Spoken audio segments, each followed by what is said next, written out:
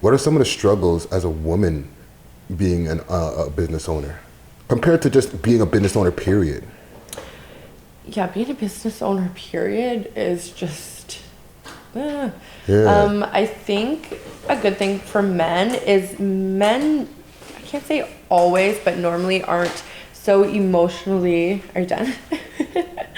So emotionally invested in everything. And being a woman, I don't want to sound like a dick, but like we kind of like to control everything, and it's kind of like we need to micromanage, and we just need to be that we need to know what's going on at all times. And I've definitely had my ups and downs. My turnover rate has probably been one of the highest in the city. I'm like turnover for like hiring and firing. Wow. Yeah. But I think a big thing is like I'm never really one of those people that's like, oh my God, women have it so hard and equal rights and whatever. I feel like where you fit in, you just go, and it's just you know what I mean. Yeah. But being a woman definitely is challenging when it comes to male artists. And it's also challenging when it comes to female artists. When I first opened my studio, it was all female for a very short time. It was, that was a different experience. But I feel like it's just, I don't know, it's all new. Like you just have to, you have to learn as you go type of thing. Yeah, for sure. 1 second, I just want to take a quick break to give a shout out to, and I wish I could say your name on camera, but he chooses not to. You know what I'm saying? But he hooked me up with a sick ass tat right now. You know what I'm saying? Crab life right here, cancer life, you know? Holy. Oh, you were right. It's dope. He's like, cancer? And I'm like, I don't know, it's just a crab. Yeah, I'm a cancer. You know what I'm saying? You mean like seafood. Thank you. You know what I'm saying? Okay, yeah. Let me get back into it. No. Because it's weird. Like, I'm focusing on the interview. Yeah. And I kind of got lost in, like, the conversation. They didn't feel it. But I was feeling it, though. Every once in a while, like, my sensories check back in, like, oh, yeah. It just kind of hurts. But it's the reward at the other side, right? Yeah. Brings me to another question, okay? As somebody who has multiple tattoos, okay, do you get the people who are like, is there pushback in the world? Oh, yeah. Talk about some of that pushback as like a tattoo enthusiast. Is that what it's called? Well, that's what I'm calling it for today. I think it's kind of weird because I'm sure anybody who has multiple tattoos that are visible would agree. We kind of just forget about them. Yeah. Like, we have them, but, like, I don't see them. Yeah. Like, when you're getting ready and stuff, you're not really, like, focusing on your tattoos. So when you do get, like, when I'm walking through a mall or if I'm in a restaurant, everybody will stop and stare. And it's like, me being who I am, I'm like, what the fuck are you looking at? Yeah. Can I help you? And then I'm like, oh yeah, fuck. I decided to tattoo my throat and my face. So they're staring at the tattoo on your throat. Yeah. So let's talk about some of the tattoos and stuff like that. Like, give us some of the symbolisms. Like the one on your throat, what inspired that? You have to go for like the darkest one. I go, that's what I do. The one on my throat, that's kind of like a weird personal one. I don't know how I really describe. I guess it symbolizes like bafflement, which is satanic and whatever, but that's not how, I guess it's kind of how you interpret it. Yeah. No, I don't worship the devil and like no, it's not some crazy shit like that. It's just kind of like how I look. I used to be so into religion and stuff, and now I'm like, I have aliens on me, so maybe that. Yeah. I just believe we are living in hell, to be honest. Yeah. And when we do pass, it's like a relief. So it is heaven. That's kind of how I look at it. I don't know, it's changed throughout the years how I feel about it. But yeah, it was just at a weird place, I think, when I got it. You have any tattoos that yourself, and then I'm going to take this question and direct it to some of the customers, right? Okay. So for yourself, do you have any tattoos that you ever regretted? Oh, yes, I do. Let's talk about it. A lot of them, actually. Yeah, a lot of them. Majority of them. Not that I regret having tattoos. I love my tattoos. Yeah. I just regret what they are. Like, it's kind of just like fly by night, like on a whim, like, okay, let's do this. Something you wanted at the time, but now in the future you don't want, kind of thing? Like working in tattoo shops and stuff, you'll have like an artist that's free. Or whatever the case may be. And they're like, "Who, you want to, let me tattoo you. I just want to tattoo you." Yeah. Okay. So I can see that. You end up with stupid shit. Yeah, you just have just the access to just ink and tattoo guns and like... And boredom. Yeah. I would imagine if I worked in a tattoo shop or if I was just around all the time, I'd probably be more covered than I am. I'm really surprised I'm not more covered than I am. Yeah. When you get older, it hurts a lot more. And it takes a lot of energy. I'm like, oh God. Like, I have to mentally prepare myself for it. Yeah. What is one of the worst, or what is one of the biggest, like if a customer comes in, right, and they're like, yo, can you do a cover up for me, all right? What's one of the biggest regretful customers that's ever come in here and be like, please cover this thing? What was that thing? Without blowing up the customer, obviously. And then what did you do to cover it? Honestly, I'm going to say this, and I don't care if I blow up the customer. Going to their cousin, their boy, or whoever it may be that will do that whole half sleeve or whatever for $200. And they come out with some of this. And they want us to fix it after. The whole sleeve? You should see some of the stuff that people come in with. How do you cover a whole sleeve? Honestly, like I have a friend who has a laser machine to do removal. So we kind of bounce back and forth. I'm not going to drop any names because... It's industry secrets. This industry is cutthroat. Yeah. No, but yeah, he helps me out. He helps us all out, I guess.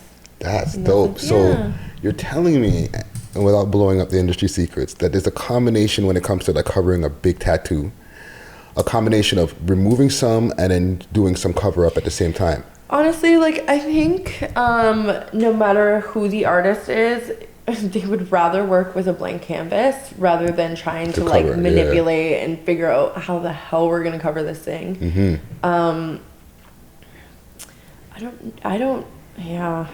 I don't know. Like nowadays, like it's just so much easier just to take it off. Yeah, just get rid of it. Take it off and start fresh. You know? Yeah, they say it hurts more when you get rid of it.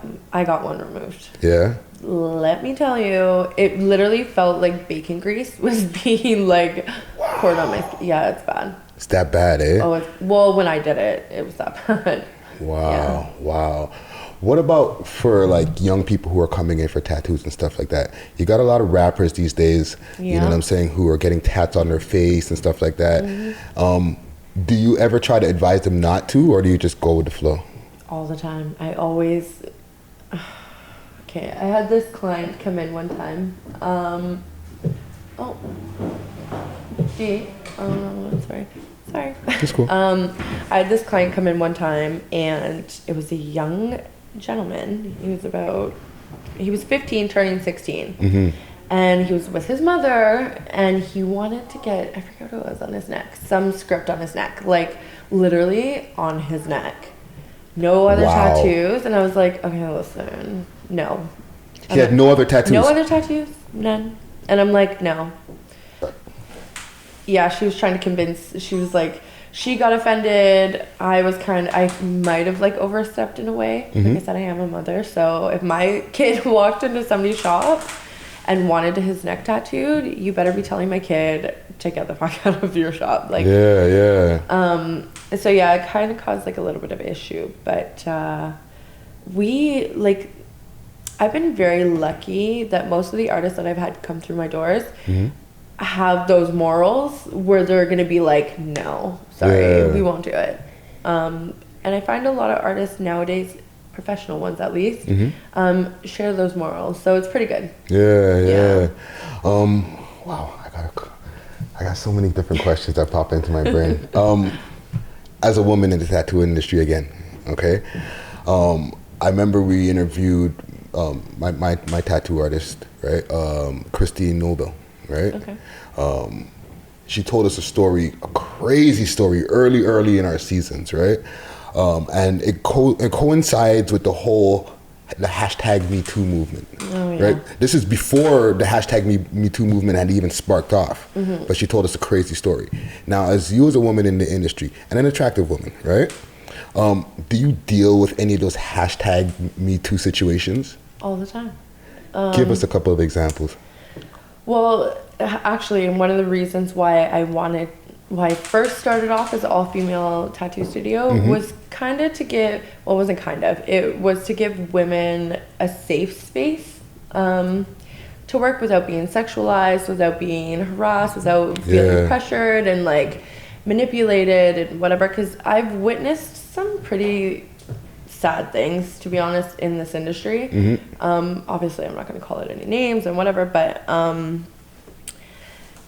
yeah, it's sad. A lot of the times, like, I don't want to be like what's the most dickhead shit that a guy's ever tried to do? Oh my god. Okay, you have to take into consideration that I gotta choose my words carefully here.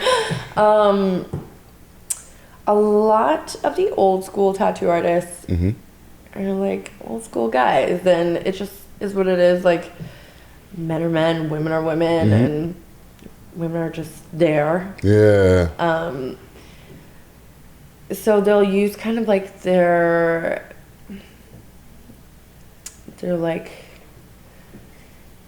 the fact that they are the owner of the shop or whatever to kind of manipulate girls to like hook up with them, or like I've seen, well, even with myself, like I've had to work for free for months and months, and not an apprenticeship, just because women are easily manipulated. Not so much, but like there's another side of all of that. But yeah, I don't know. I just feel like women are, honestly, some women are stupid, and they believe everything that's told to them. I'm not saying anybody deserves bad things to happen to them by any means, but just know your surroundings. Like, you know what you're walking into. You know, it is a male-dominated industry, so you have to have some tough skin to really make it, I think. For sure, yeah. For sure. Wow. Yeah, I can imagine just this. You know what I mean? You got a lot of people who even like come in from Tatt to get a tat, and they're like smashed and stuff like that, and they're like, "Hey, babe, how you doing?" Not so often. Like people, I think that's more in like Vegas, and maybe like downtown. We close at like 9, so we don't really get that riffraff all the time, but we have had it, yeah. And it's hard to like kind of draw the line to be professional and to be stern and to respect everybody involved, type of thing. I have had my moments. You had to spaz out a couple times. I do have a bat behind my desk. Wow. Sometimes you gotta, you know. You don't want to give us any of those ones, eh? I don't know. Yeah. The reopening is happening this Saturday. Yes. Right. I don't know if at this part of the interview where we're at now, if the place will be open at that point, right? What are some of the things that you want to see for the shop when it reopens? Well, to be honest, like after everything happened, we were open for a little bit, and then I was faced with a personal loss. I lost somebody very close to me, also to gun violence. So that kind of took a huge toll on me, and I was severely depressed. Like, I isolated myself completely. I didn't give a shit about the shop. I was just kind of like out of it. I wanted nothing to do with anything. I was just kind of processing it. And I guess that's where like a lot of the backlash from the initial events that happened and like the mass shooting that happened, and then this on top of it, I guess it was all kind of whatever, one thing after Compounded, another. yeah. Yeah. So now it's been hard to get back into motion. Just everything, like last year was so crazy. Like there's just so much that happened. Like so much. I'm just excited to get like a new, refreshed, like go with things. You know? Yeah. So I'm excited for the reopening, you know. The area, what's their reception right now? Are they gonna be, you're gonna have people from the area coming in, getting tats and stuff like that? Well, it's so crazy after the shooting, like people who, like I'm telling you, have you seen some of the clients that came in? Like honestly, I felt so appreciative and like, I was really blown away by the support that the community really showed us. Yeah. Everybody was like, I want you to do my tattoo. I want you to do it. I'm like, Yeah. oh man.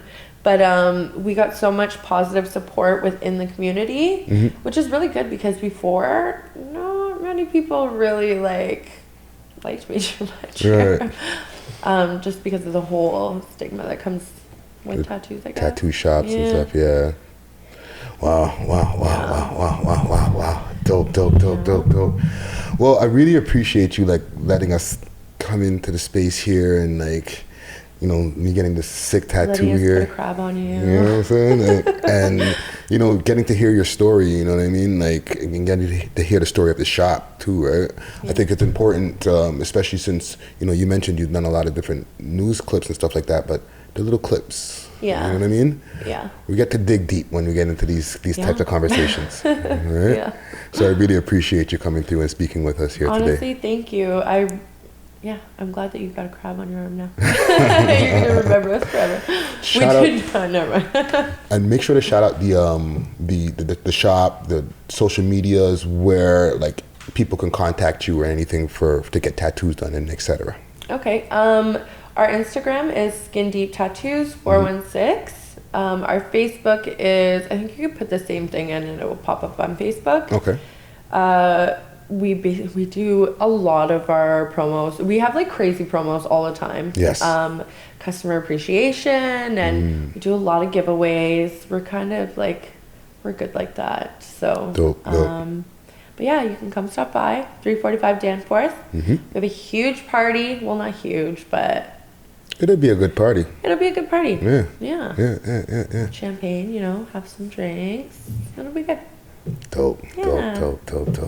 Thank you so much. No, thank you. Yes. 6 views. Cheer. Yeah. That wasn't so bad. No, it wasn't that bad. Didn't hurt. All right. Hercs run another one.